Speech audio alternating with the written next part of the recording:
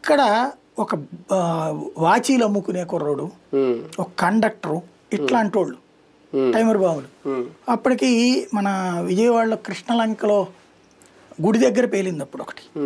కృష్ణలంకలో road పక్కన రామాలయం ఉంటుంది, అక్కడ పేలుడు సంభవించింది ఒకటి. అయితే చిన్న పేలుడు పదార్థం అని తేలింది, టైమర్ బాంబు అని అనుకోలేదు అప్పటికి. ఓ బాంబు పేలింది, అది సరి చేశారు, నడిచింది. మచిలీపట్నంలో ఒక ప్రార్థన క్రిస్టియన్స్కి సంబంధించినటువంటి ఒక దాని దగ్గర పేలుడు జరిగింది. తర్వాత ఇంకో చోట ముస్లిమ్స్కి సంబంధించి జరిగింది, గుంటూరు దగ్గర ఎక్కడో.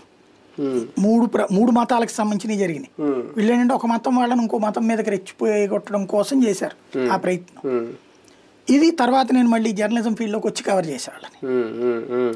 తర్వాత అంటే అప్పుడు ఉన్నది వాళ్ళదేంటి, వాళ్ళు నేను అక్కడ దీన్దార్ అంజుమన్గా చూసింది కాలేజీ స్టూడెంట్గా ఓ స్వచ్ఛంద సంస్థ తరహాలో ముస్లింలకు సంబంధించిన స్వచ్ఛంద సంస్థ, వాళ్ళకి బోధనలు చేసే సంస్థ.